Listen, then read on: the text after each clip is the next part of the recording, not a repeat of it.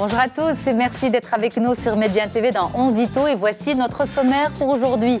Un fruit prisé pour ses fibres, l'ananas est notre aliment de la semaine. Les évaluations annuelles se préparent, alors comment tirer le meilleur parti? Notre femme inspirante de cette semaine jongle parfaitement entre médias, communication et travail social. C'est Madame Fawzia Tallout Meknassi qui est avec nous. Et puis côté santé, la contraception doit être adaptée à l'âge, surtout au-delà de 35 ans. Merci beaucoup d'être avec nous. On démarre tous nos sujets. Soyez les bienvenus. À tout de suite pour les détails.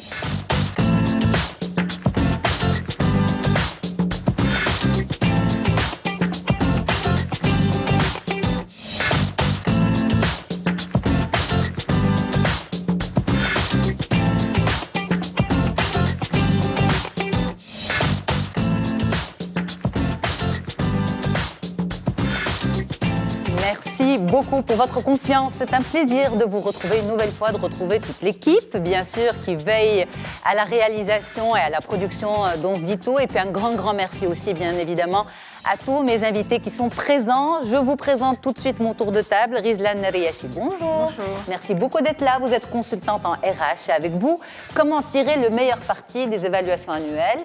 Alors, comment doit se préparer le salarié, mais aussi, on va dire, le manager, pour vraiment réussir parfaitement ces évaluations annuelles. Nous sommes le samedi et comme tous les samedis, nous avons une femme inspirante. Aujourd'hui, c'est une grande dame des médias, mais aussi du travail social, journaliste citoyenne, activiste pour les droits économiques des femmes. Fawzia Tallout Meknassi, merci beaucoup d'être là avec nous. C'est un plaisir de vous recevoir, madame. Merci de me recevoir. Ravie d'être là. Eh bien, on vous retrouve dans un petit moment, justement, pour échanger autour de votre parcours. Et à vos côtés, un médecin spécialiste des femmes, un gynéco, le docteur Hicham Ben Abbas Taarji. Vous êtes gynécologue et avec vous, docteur, aujourd'hui. Revoir sa contraception après 35 ans. Pourquoi 35 ans? On va en discuter avec vous. Merci beaucoup d'être là, docteur. C'est un plaisir de vous retrouver. Merci de votre invitation. Alors, dans 11 Ito, on essaie de donner différentes infos et notamment l'importance de bien manger. Eh bien, chaque semaine, notre rédaction sélectionne un aliment et nous le met en image pour en connaître le maximum de bienfaits. Cette semaine, c'est l'ananas qui est à l'honneur. On regarde et on revient pour en parler. À tout de suite.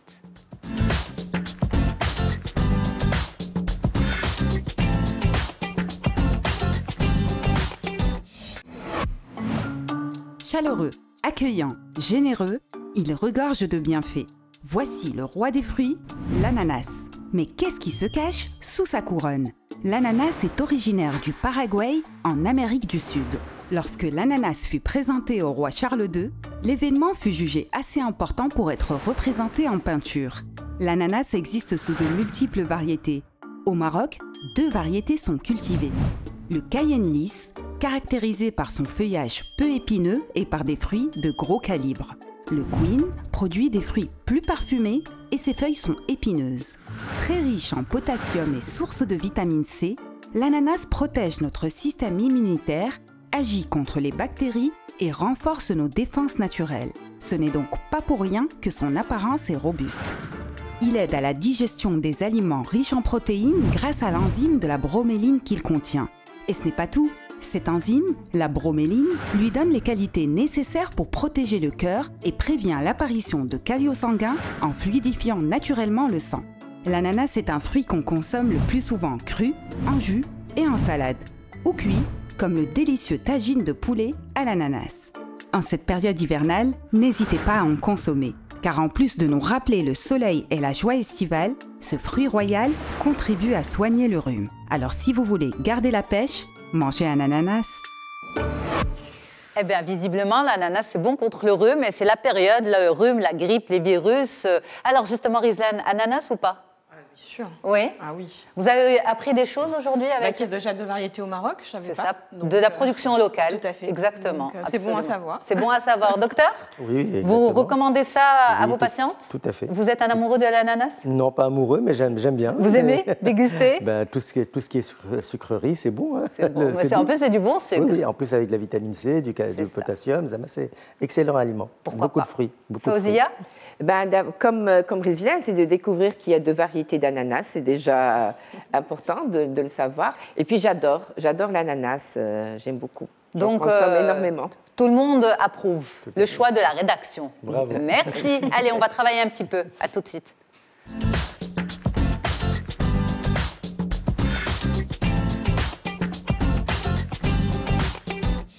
Et donc, on va au boulot avec vous, Rizlan Riachi. Vous êtes consultante RH. Les évaluations annuelles, c'est la saison. On va dire c'est la haute saison. Ça se prolonge jusqu'à quand? Mars? Jusqu'au fin février, début mars. Fin février, début mars. Donc voilà, on va dire c'est le boom. Et puis l'idéal, c'est d'y arriver bien préparé pour en tirer le meilleur parti. Tout à fait. D'abord, à quoi servent les évaluations annuelles? On regarde les explications d'un expert et on revient au plateau. L'évaluation annuelle, elle n'a de sens, à mon sens, si je peux m'exprimer ainsi, que quand elle vise le développement de la personne au sein de l'entreprise. Et quand je dis développement, c'est le développement pour d'abord le bien de l'entreprise et bien sûr pour le développement du salarié.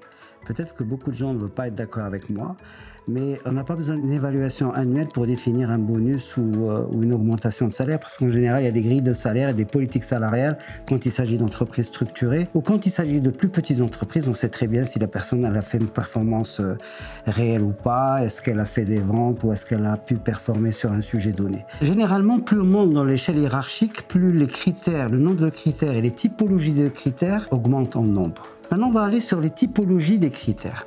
Alors, la première typologie de critères, c'est le groupe de critères qui sont liés aux compétences techniques. Et puis, une autre partie qui est très importante, c'est les compétences managériales. La troisième typologie de critères est une typologie qui est plus liée au comportement de la personne, du collaborateur. À mon sens, il y a quand même un quatrième volet qui est celui de l'engagement et de la motivation. Parce qu'on peut avoir quelqu'un qui est très compétent, qui a en plus un comportement et une intelligence émotionnelle très, très bonne, voire du charisme, mais tout ça ne s'exprime pas au bon niveau parce que son niveau d'engagement n'est pas au bon niveau, il n'est pas vraiment aligné avec la stratégie de l'entreprise et ça c'est très problématique, surtout quand il s'agit d'un comité de direction par exemple, où vraiment il faut que l'orchestre joue la bonne partition et qu'il joue sans dissonance. Et bien sûr, pour résumer tout ça, pour bien réussir les évaluations, il faut un minimum de préparation des deux côtés ou de toutes les parties qui sont concernées par l'évaluation.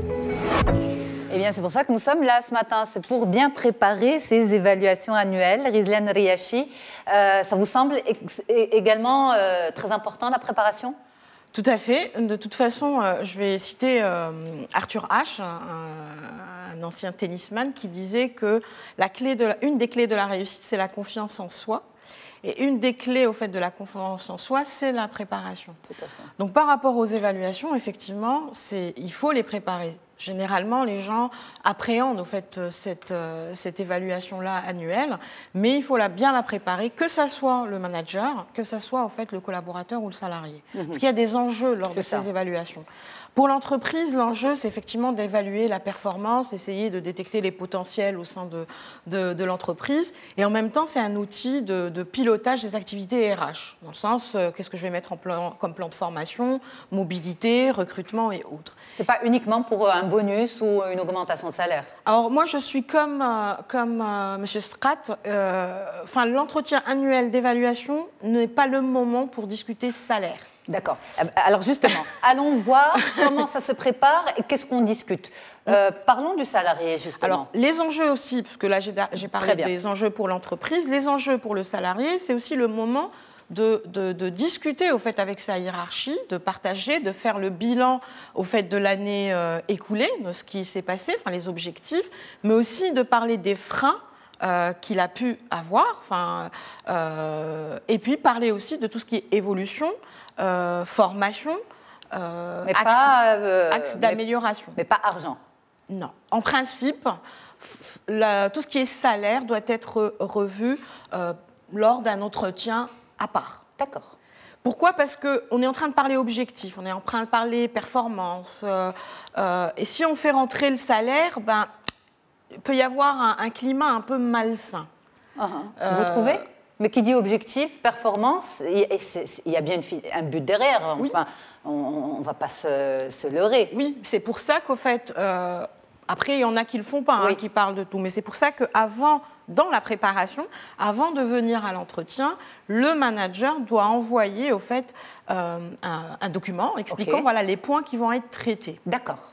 Ce qui fait que quand le salarié arrive, il sait ce qu'il va avoir en disant tout ce qui est salaire, promotion ou autre, bonus, on le verra par la suite. Si c'est clair dès le départ que ça va être vu lors de l'entretien, il n'y a pas de souci. Mais il faut vraiment clarifier, que ce soit précis. Mais c'est au manager de donner, on va dire, le menu, la table des matières de l'entretien? Voilà, la table des matières, c'est au manager. Après, le salarié doit aussi, c'est-à-dire qu'il va répondre, c'est ça, voilà, mais doit être aussi ramené d'autres choses, c'est-à-dire fort de propositions, ou s'il y a des points que le manager n'a pas mentionnés, à lui de venir en discuter. Tout ça, bien sûr, dans un climat constructif, de bienveillance. C'est-à-dire qu'il ne faut pas au fait que l'entretien annuel devienne au fait un règlement de compte. Un règlement de compte, exactement. Donc vraiment, il faut que ça soit dans un climat. C'est pour ça que les deux doivent être préparés, que ce soit le manager ou le salarié. Alors, vous dites préparer, le manager est supposé envoyer une série de points qui seront soulevés. Le salarié les prépare ce qu'il veut, rajoute d'autres points. Vous dites tout ce qui est pécunier, on évite, tout ce qui est promotion, on évite. Mais moi, j'ai souvent entendu dire que ce genre de points étaient soulevés lors des entretiens annuels, des deux parties en fait, que ce soit du côté des managers comme du côté des salariés. Tout à fait, sauf que c'est l'erreur qui est commise. C'est pour ça qu'on a toujours une appréhension quand on va à l'entretien. On se dit, imaginons que ce manager-là, il n'a pas d'affinité avec ce collaborateur. Donc on va toujours encore se dire, si je n'ai pas mon augmentation, c'est parce que... donc c'est pour ça que de plus en plus, on joint aussi une évaluation 360 à l'évaluation annuelle. Pour ne pas avoir... rappelle ce que c'est pour les téléspectateurs. Alors, le 360, c'est une évaluation où il y a la personne qui s'auto-évalue, mais aussi le N+1, les N-1, les pairs, et on peut même aller vers les clients ou les fournisseurs pour donner, au fait, leur perception sur des critères qu'on peut choisir à l'avance. Pour sortir de la subjectivité du manager? Tout à fait, pour ne pas avoir, au fait, que la perception du manager. Donc, avoir vraiment une évaluation à 360 degrés. Maintenant, la préparation, le manager doit d'abord, comme quand on fait une évaluation tous les ans, il y a toujours un compte-rendu. Tout à fait. Voilà. Donc il faut revenir au compte-rendu de l'année passée pour voir quels étaient les objectifs qui ont été fixés, s'il y a eu des formations mises en place ou autres. Puis après, le manager doit aussi, avant d'aller vers l'entretien, de faire une réunion avec son N+1 lui-même et avec les RH. Pour expliquer, voilà, au fait, ce qu'il veut donner comme guide par rapport à cet entretien et voir aussi quelles sont les évolutions possibles, quelles sont les promotions possibles, quelles sont les formations possibles, avant d'aller vers le... C'est une vraie préparation. Oui, c'est une vraie préparation. On ne découvre pas une fois sur place. Non.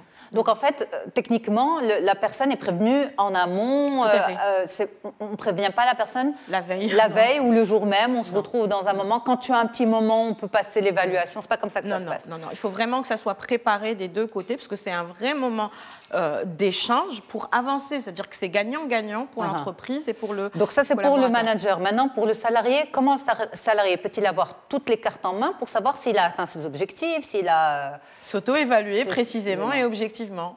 Chacun de nous, on a tous été à un moment salariés, on sait au fait ce qu'on a fait, ce qu'on n'a pas fait, ce qu'on a réussi, ce qu'on n'a pas pu réussir et pourquoi on n'a pas pu le réussir.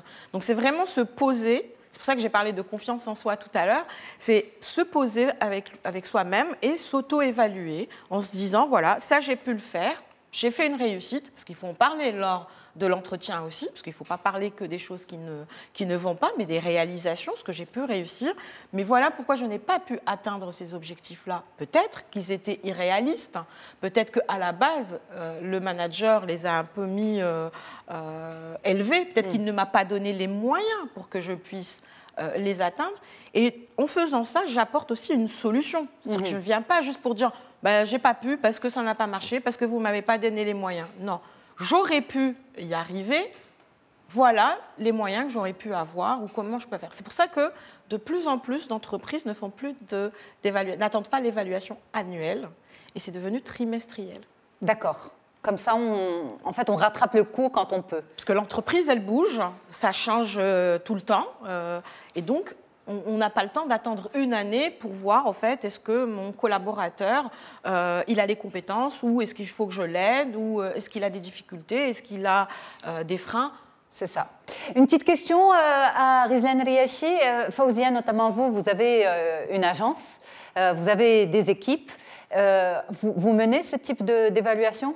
Oui, effectivement, nous menons ce type d'évaluation, sauf que dès qu'on est trimestriel, je peux même dire comme on a l'habitude de nous réunir chaque lundi matin au sein de l'entreprise, donc c'est pour nous aussi une occasion de s'évaluer, notamment par rapport à des projets. Vous savez, nous, on travaille sur des projets spécifiques, et donc chaque lundi, on essaie un petit peu de discuter par rapport au projet, des freins, de ce qu'on a pu réaliser, ce qu'on n'a pas pu le réaliser, et pourquoi on n'a pas pu le réaliser, en fait. C'est très important. En tant que patronne, ça vous dérangerait qu'on vous parle à ces moments-là même d'augmentation de salaire, de promotion ? C'est-à-dire que nous parlons augmentation de salaire, promotion et tout ça, mais je préfère lui consacrer des réunions à part pour que ça un petit peu n'influence pas sur le projet. Parce que nous, c'est un peu spécifique notre métier.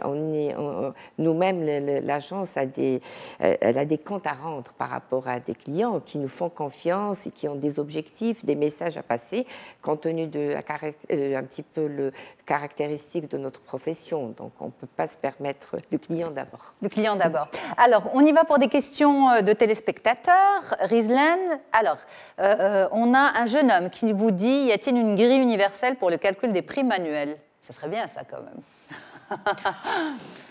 Universel, peut-être, mais je pense que c'est propre à chaque entreprise par rapport à ses spécificités, par rapport à son secteur. Donc, chaque entreprise doit avoir sa propre grille. En fait. Mais il n'y a rien d'universel. Alors, une autre question de la part de Souad qui vous dit, sur quelle base évalue-t-on un employé de bureau ? Il y a plusieurs. Déjà, on a parlé de tout ce qui est compétences techniques, ce qui est attendu, donc les tâches, les missions. Mais de plus en plus, c'est plus sur tout ce qui est attitude, donc comportementale, motivation, relationnelle, vraiment les compétences relationnelles, humaines, qui sont aujourd'hui de plus en plus évaluées. Parce que les compétences techniques, on peut les acquérir, on peut les avoir, mais aujourd'hui, c'est ça, parce que même pour les managers, on parle de leadership d'un manager, mais on ne cherche plus un leader, mais un leader, certes, avec du leadership. Donc, qu'est-ce qu'on va évaluer ? On va évaluer plutôt son intelligence émotionnelle, sa capacité à fédérer, sa capacité à tirer ses équipes vers le haut, à influencer. Donc, voilà. Donc, effectivement, aujourd'hui, c'est ce qu'on évalue. Donc, aujourd'hui, vous dites, les évaluations annuelles sont en train d'être, pas totalement abandonnées, mais sont en train d'être, on va dire, accélérées, augmentées à des évaluations trimestrielles, mais sur le même principe, en fait, qu'on a développé aujourd'hui. Oui. Mais ce n'est pas encore généralisé. C'est pas encore généralisé. Parce qu'il y a des entreprises qui n'ont même pas d'évaluation annuelle. Ou qui ne sont pas préparées. C'est-à-dire que, je passe au bureau, dans les couloirs, et je dis, viens, on va faire une évaluation. Et ce n'est pas pris au sérieux, c'est pas structuré. Structuré. Or qu'une évaluation est structurée. D'ailleurs, il y en a même qui n'envoient même pas de compte-rendu. Or que le compte-rendu doit être envoyé aux équipes RH pour qu'ils puissent faire un suivi, mais aussi le salarié doit avoir en fait une copie de ce compte-rendu. Donc c'est vraiment, quand on le prépare bien, quand c'est bien, c'est un processus, comme tout processus, donc il a des étapes qu'il ne faut pas en fait négliger. Et un conseil pour les salariés, si vraiment ils se préparent à l'avance, ils n'ont rien à craindre de cet entretien-là, parce qu'ils auront tous les éléments, en fait, les arguments pour expliquer et pour échanger avec leur manager. Merci beaucoup Rizlan Riachi d'être là. On reste ensemble, on continue l'émission ensemble. On va retrouver notre femme inspirante dans un petit moment. On va parler de contraception après 35 ans. Mais on va d'abord marquer une courte pause de publicité sur Média TV. À tout de suite. Merci de nous rejoindre sur Média TV dans 11 dit tout. Deuxième partie de notre émission d'aujourd'hui. Les évaluations annuelles, comment les préparer pour les passer au top. On en a parlé il y a un petit moment avec vous Rizlan Riachi. Contraception après 35 ans, on en parle dans un petit moment aussi avec vous, Dr Hicham Ben Abbas Taarji. Mais pour l'heure, on retrouve notre super femme inspirante de la semaine.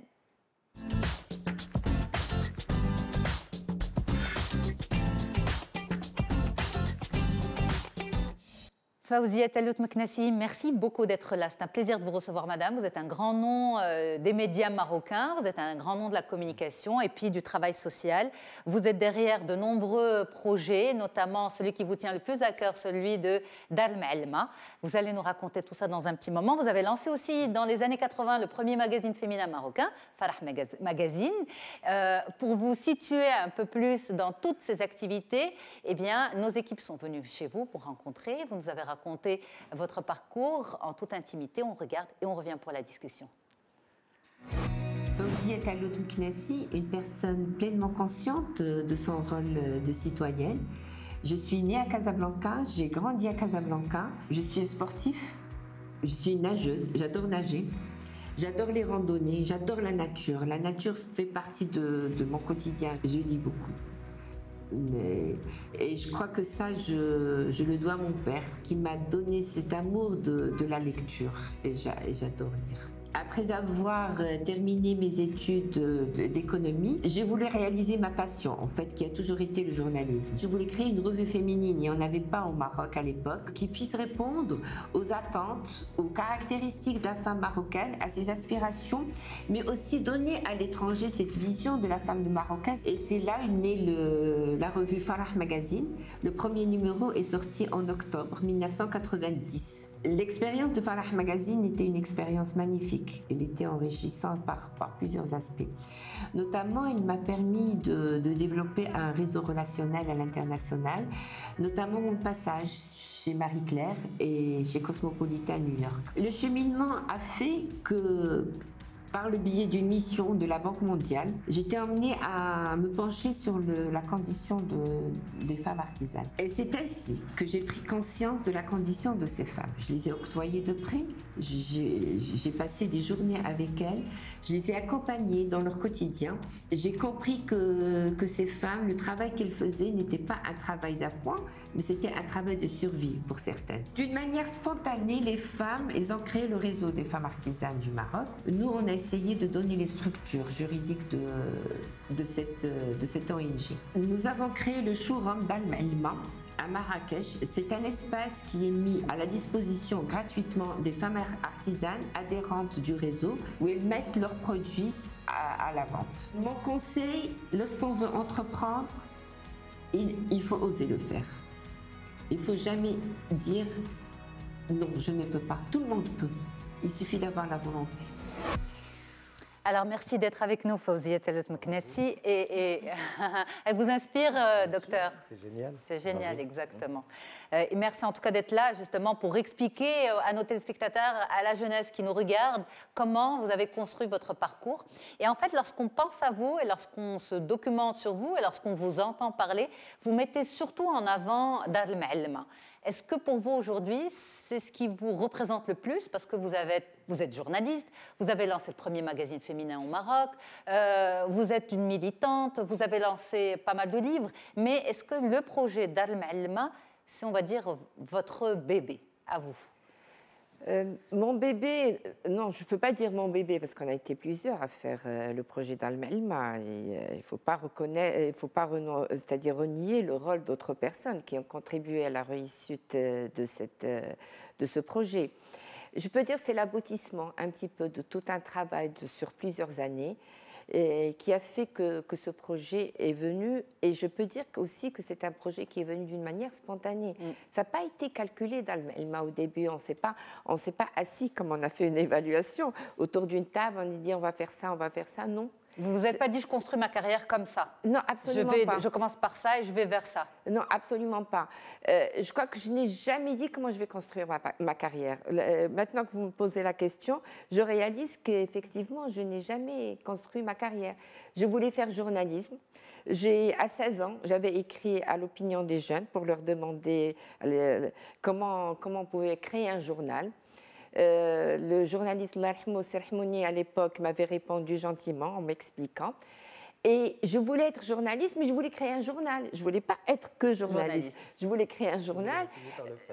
J'ai fini par le faire. Non, je l'ai fait. Pourquoi j'ai fini par le faire? Parce qu'il n'y avait pas de presse féminine au Maroc à l'époque. Je parle des années 90. Il y avait de la presse sociale, généraliste, mais il n'y avait pas de presse féminine.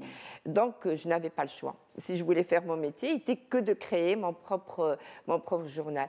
Mais après, bien sûr, le journal que j'ai géré sur le plan, c'est-à-dire que j'ai réussi sur le plan journalistique, mais j'ai raté sur le plan gestion, je reconnais. Et ça, c'est un message aux jeunes. Ce n'est pas parce que vous avez raté une première expérience que c'est fini. Et aussi, c'est une occasion, si vous permettez, pour que je lance un appel, il y a beaucoup d'outils d'encouragement à la création d'entreprises.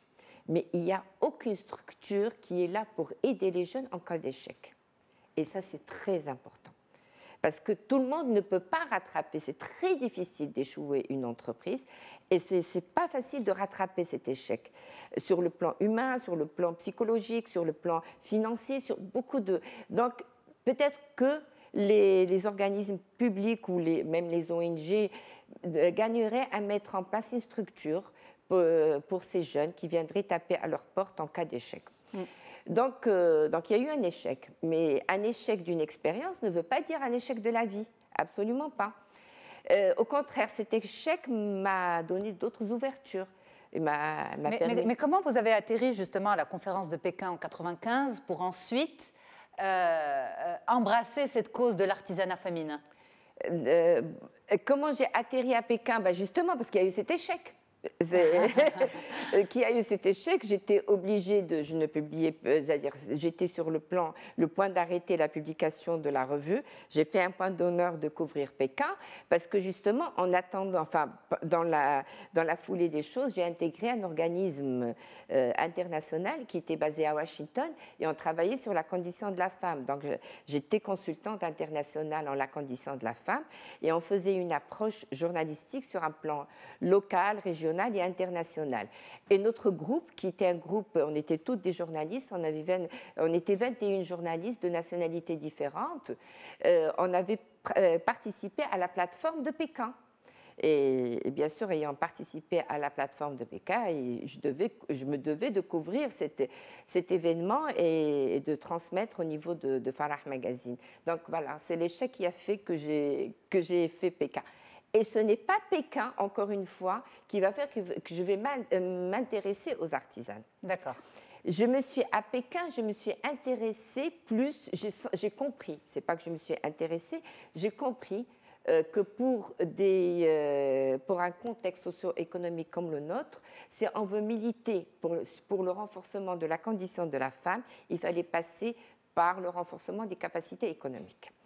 Et j'ai choisi, je dis pas que j'ai choisi cet angle. Il y avait d'autres qui militaient pour la réforme de la Moudouana, d'autres pour les lois.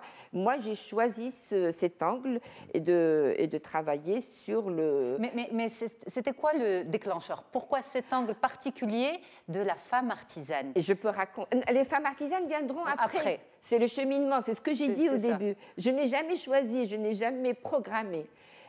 Si je peux raconter pourquoi le économique, tout simplement que pendant la conférence de Pékin, j'étais un petit peu déçue par ma participation à Pékin. Ça peut un petit peu choquer beaucoup de personnes parce que en arrivant là-bas, il y avait certains sujets que je trouvais très loin des préoccupations des femmes de notre société, des Marocaines, des pays arabo-musulmans. On était loin. Donc j'ai eu un sentiment... j'étais très jeune aussi, il faut pas l'oublier. J'ai eu un sentiment... J'étais jeune et j'étais naïve. Et je le suis toujours. La naïveté, je l'ai jusqu'à maintenant. C'est-à-dire que j'ai senti un sentiment que moi, j'étais trahie par ces femmes avec lesquelles je travaillais, ces femmes, parce que j'étais dans des instances internationales, j'étais vraiment dans le summum de tout ce qui est militantisme féminin et féministe. Et et j'avais je me sentis parce qu'ils étaient en train de parler des sujets qui ne m'intéressaient nullement. Qui n'intéresse pas la femme marocaine, maghrébine, arabe. Voilà. C'est ça. À l'époque, on était en 1995, il faut rappeler, il faut placer la conférence de Pékin dans son contexte. On était en 1995, et en 1995, c'était une année de sécheresse au Maroc. Et je n'avais qu'une vision devant mes yeux, c'était la corvée de l'eau des petites filles. Oui. Je ne pensais qu'à ça. Et je disais, mon Dieu, on est là en train de discuter des choses c'est pas ça qui va résoudre cette condition de cette petite fille qui maintenant doit faire des kilomètres le matin. Et donc, j'ai aussi eu ce sentiment de trahir les femmes de mon pays. Et à un moment donné, j'ai parlé, j'ai expliqué en réunion, j'ai dit, voilà, ce que vous êtes en train, voilà, j'ai expliqué ce que je suis en train de vous dire là maintenant. Et puis j'ai eu une réponse qui était extraordinaire, qui a fait un petit peu a changé ma façon de me comporter. C'est ce qu'on disait tout à l'heure dans les coulisses, la communication est très importante. La personne, c'était une Suédoise, s'est retournée vers moi et m'a dit « Mais si tu ne nous dis pas ça, comment nous on va le savoir ?» Et c'est vrai, il ne faut pas se taire. Il faut dire les choses. Parfois, il faut parler. Il faut parler. Et donc, c'est comme ça que je suis revenue. Comment je vais dire, gonflé à bloc, si je peux utiliser ce terme, pour dire, voilà, il faut travailler sur le renforcement des capacités économiques des femmes. Bon, j'étais dans une structure qui était très importante à l'époque, en l'occurrence l'association Bourgreg, présidée par un homme, qui était un homme visionnaire, une personnalité vraiment en plus très ouverte. Et je lui ai expliqué, je lui ai dit, Sidi, voilà. Il me dit, oui, vas-y, on t'aide, on te soutient. Et c'est comme ça qu'on a organisé le Salon des femmes de la Méditerranée en 1997, qui était financé par l'Union européenne. Et on a été la première ONG à bénéficier d'un financement aussi important. Ça a été suivi par le Congrès international des femmes, le Forum international des femmes, en 1999. Et là, j'ai dit stop. Il faut arrêter. On a fait 2 congrès, on a eu beaucoup de résolutions. Maintenant, il faut travailler. Il faut les appliquer. Il faut les appliquer. Il faut en sortir des projets. Il ne faut pas que ça laisse des résolutions dans des tiroirs. Et dans la folie des choses, et quand il y a eu cet échec de Farah Magazine, et comme je cherchais bien sûr à travailler, parce que je n'avais plus de revenus, parce que ma revue ne sortait plus, j'ai intégré en tant que consultante la Banque mondiale pour certains dossiers spécifiques concernant la femme. Et c'est là où j'ai été emmenée à piloter un projet en Bolivie concernant les femmes artisanes de la Bolivie, qui s'appelait la Maison de commerce, Casa de Comercio. Et j'ai dit, tiens, ce projet peut convenir à nos femmes artisanes. Bon, moi, je connaissais l'artisanat comme toute femme marocaine. Je connaissais l'artisanat parce que j'ai grandi dans une famille où ma mère brodait, faisait chibka, faisait des choses. Et donc, c'était pour moi plus un truc de prestige, pas de survie. J'étais loin de me douter que c'était... Des gens vivaient de ça. Pour moi, l'artisanat, c'était un moyen... C'était un loisir. Oui, ça va me permettre aussi d'avoir une belle tenue.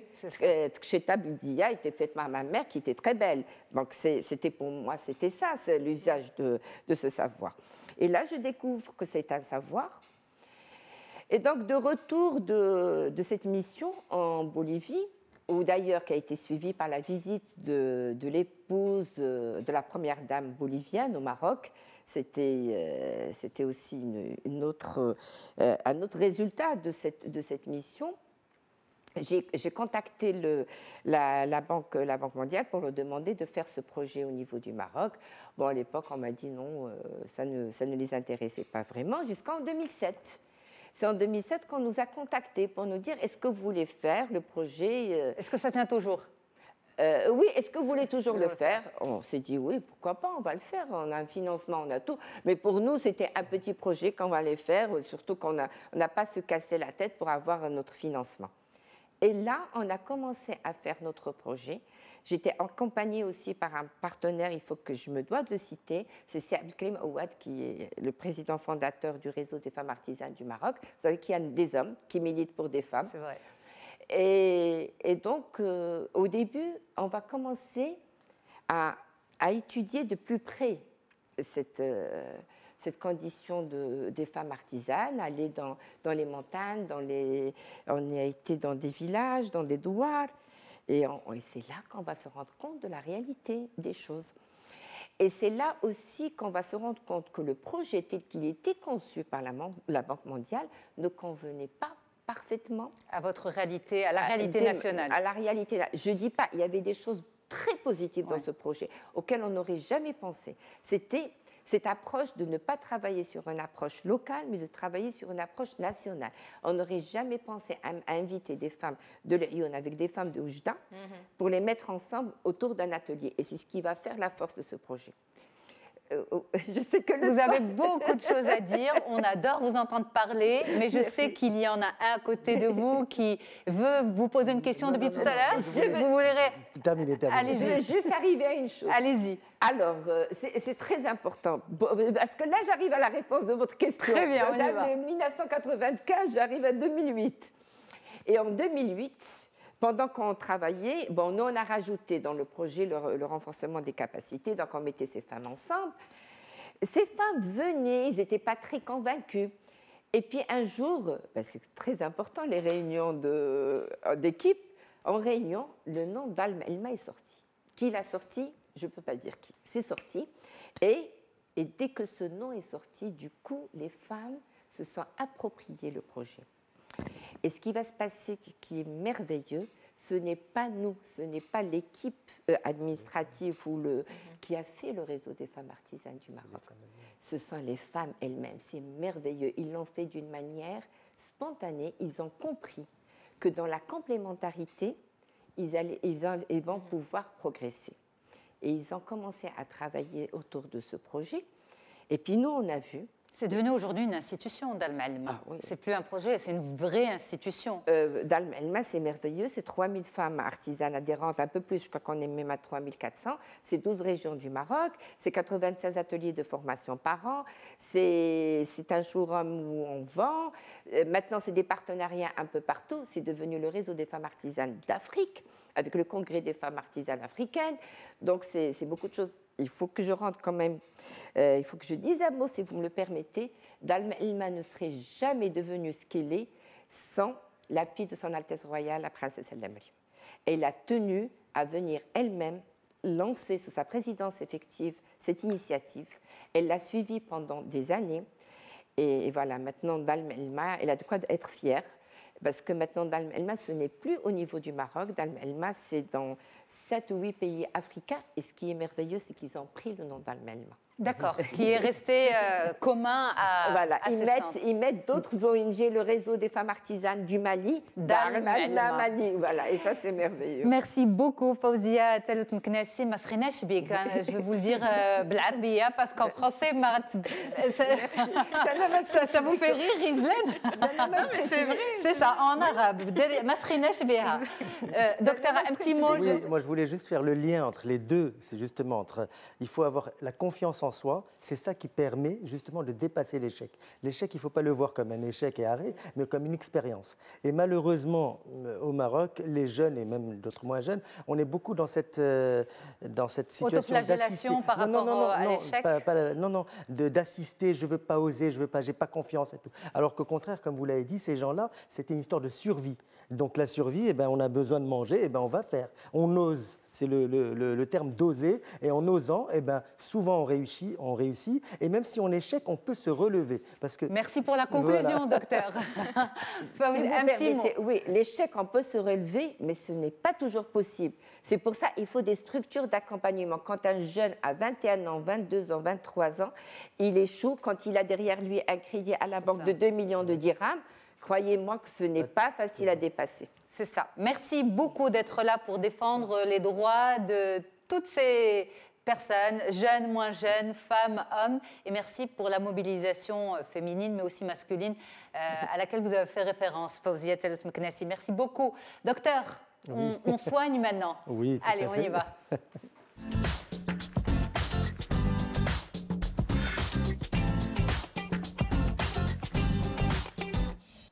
Vous savez, Fawzia Tellouz-Meknassi, on a cassé tous les codes de l'interview avec vous parce qu'on a plusieurs rubriques. Il y a les questions-réponses, il y a ensuite les questions des personnes qui sont là, qui peuvent vous intervenir, il y a ensuite les questions des téléspectateurs.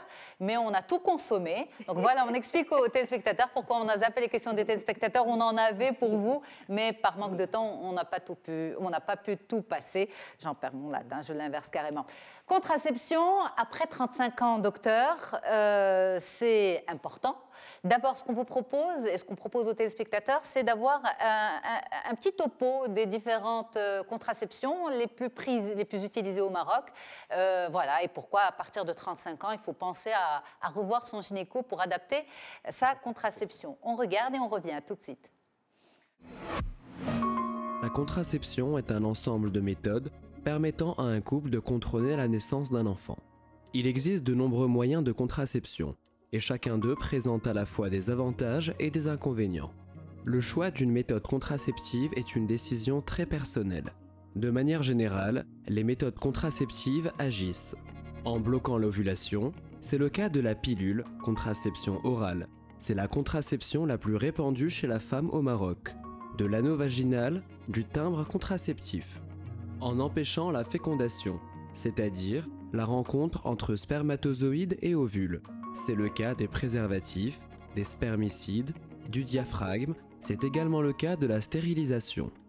Ou encore en empêchant l'implantation d'un œuf, c'est le cas du dispositif intra-utérin ou stérilé. La contraception orale hormonale a vu son utilisation au Maroc légalisée en 1964. Les Marocaines ont une prédilection pour la contraception orale.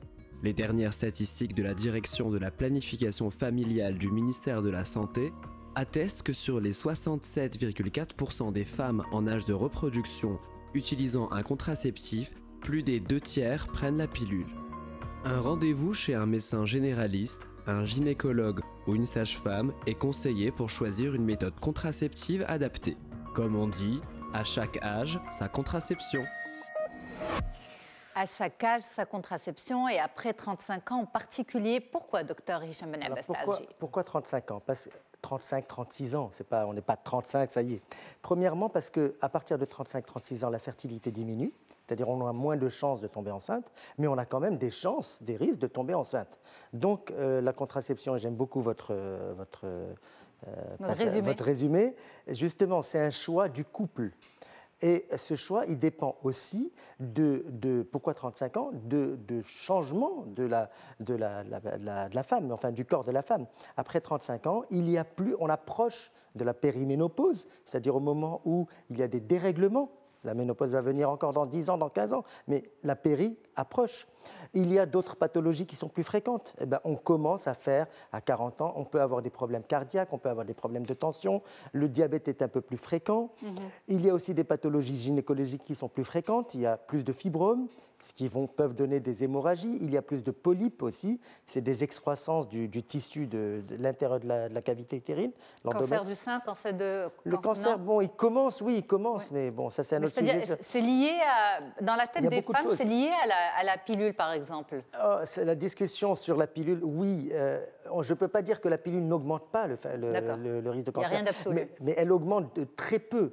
On ne voit pas quand... ne me dites pas, non, la pilule augmente. Je vous dis rien, moi, vous êtes médecin. Non, les gens, je reçois souvent les gens qui disent « Ah, j'ai peur de la pilule, elle donne le cancer. Oui. » Premièrement, elle augmente un peu le risque de cancer du sein de 1,2. Okay. D'accord. Elle diminue de 50% le risque de cancer de l'ovaire, elle diminue le risque de cancer du côlon, qui sont aussi deux cancers qui sont importants.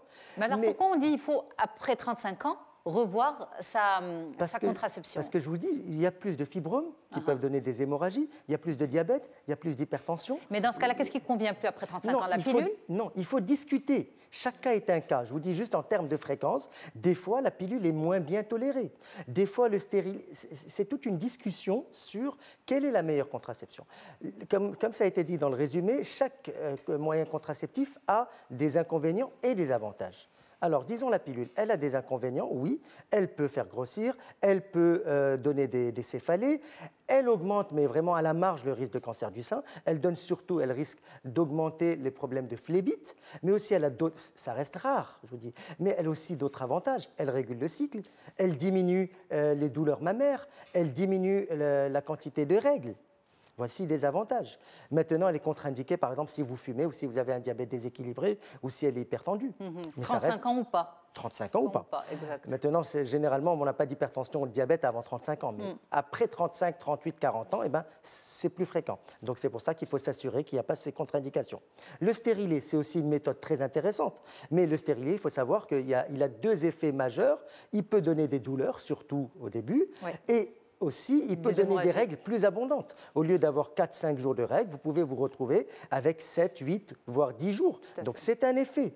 Mais est-ce qu'il y a une contraception que vous, en tant que gynéco, vous considérez comme à prohiber après 35 ans? Non, moi, quand je viens donner une contraception, la pilule, si vous êtes fumeuse, c'est contre-indiqué après 35 ans. Oui, ça c'est sûr.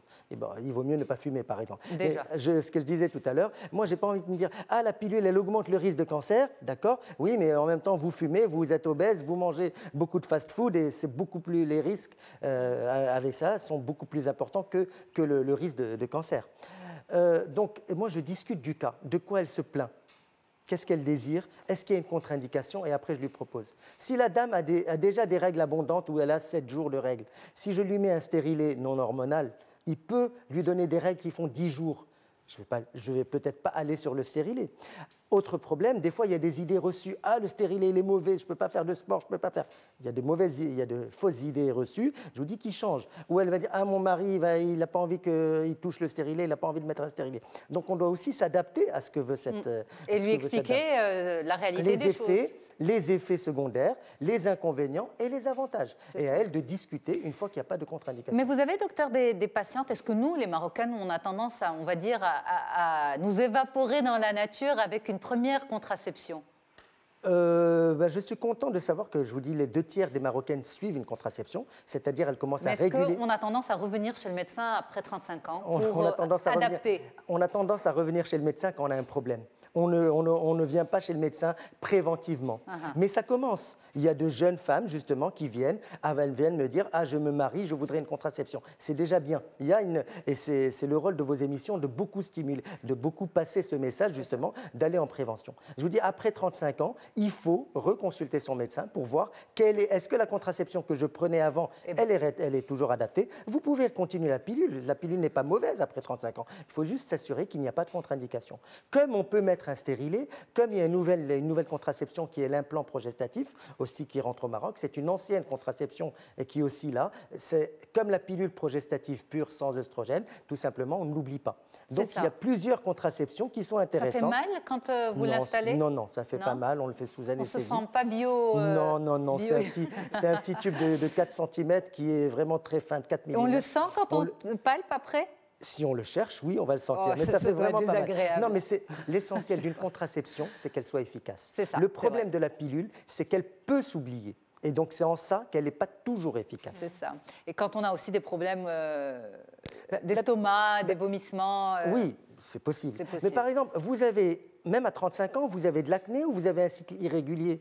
Le stérilet ne peut pas réguler. Et que vous voulez avoir une régularité de cycle. La meilleure des choses qui va donner une régularité de cycle, c'est une pilule, par exemple. Vous avez une question, Rizlan? Non? Parfait. Claire. Très bon exposé. Fawzia, une petite question? Non, c'est parfait. C'est parfait. Alors, on y va pour les questions des téléspectateurs. Docteur, téléspectatrice, vous avez raison. Il n'y a pas d'homme. Mais oui, ça aurait pu intéresser. Vous l'avez dit, la contraception, c'est une sorte de couple. Les hommes aussi auraient pu poser des questions. On aurait su qu'on avait touché un plus large public. Bon, c'est pas grave. Fawzia, justement, qui nous dit, est-ce qu'une pilule contraceptive est fiable à 100%? Elle est fiable à 100%. Toutes les pilules se valent. Elle est fiable à 100%, à condition de ne pas l'oublier. Si vous l'oubliez, ben justement, en pratique, il y a ce qu'on appelle, pour mesurer l'efficacité, on appelle ce qu'on appelle l'indice de Pearl. C'est le nombre d'échecs sur 100 sur 100 femmes pendant une année. Ben, l'indice de Pearl réel, il est de 94%, parce que ça nous arrive d'oublier, je ne l'ai pas prise. Quand vous avez une femme qui vous dit, moi je suis tombée enceinte sous pilule, C'est qu'il y a eu un oubli. Bien sûr. C'est pas... L'indice de perles théorique, il est de moins de 1%. Ok. D'accord. Maintenant, en pratique, je vous dis, on est à 94%. Le stérilet, théoriquement, il est aussi de moins de 1%. Mais il y a des accidents, il y a des stérilets qui vont tomber, qui vont migrer, donc c'est toujours possible. Il y a de belles surprises qui arrivent. Bien sûr. Voilà. Alors, Loubna qui vous dit, le fait de prendre la pilule peut-il rendre infertile, voire même stérile? Alors ça, c'est une grande question, une grande idée reçue. Non, la pilule ne fait que bloquer le cycle pendant un temps que vous la prenez. Donc, les pilules... Ça ne rend pas le cycle paresseux. Non, ça ne rend pas le... Ça... C'est une histoire d'équilibre dynamique. En fait, pourquoi vous avez vos règles, on n'a pas le temps de rentrer dans la physiologie du cycle menstruel, mais en fait, c'est un équilibre dynamique entre des hormones qui augmentent et qui descendent. Donc, la pilule, une fois que vous l'avez arrêtée, eh ben, vos hormones reprennent. Mais la pilule n'a fait que retarder Maintenant, si vous avez pris pendant 10 ans votre pilule de 30 à 40 ans et qu'à 40 ans vous désirez un enfant, vous arrêtez la pilule, ce n'est pas la pilule qui vous a rendu fertile, c'est votre âge qui fait que votre fertilité a diminué.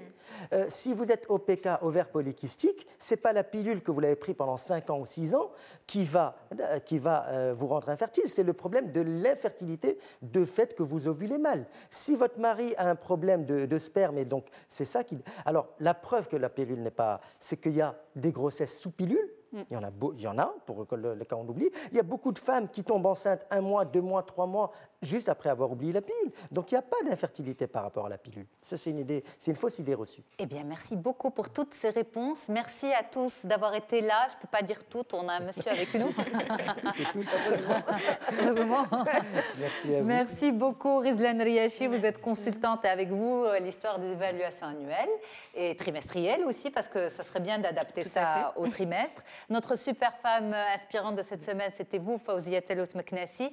Merci beaucoup d'avoir été avec nous, de nous avoir raconté avec autant de générosité votre parcours et avec autant de spontanéité, de la même manière que vous vivez votre carrière, comme vous l'avez expliqué. Et merci à vous, Dr Hicham Ben Abbas Taarji, d'avoir orienté nos couples qui nous suivent sur la meilleure contraception à choisir au-delà de 35 ans. C'était ça notre sujet. Merci à toute l'équipe, à vous les téléspectateurs pour votre fidélité et à très très vite sur Médien TV, en fait à demain matin, 10h si vous êtes réveillés. Nous on sera là avec notre équipe, mais toujours autant de bonnes choses à discuter ensemble. Et puis à très vite aussi sur les réseaux sociaux, sur mediantv.com. Au revoir, très bonne suite des programmes.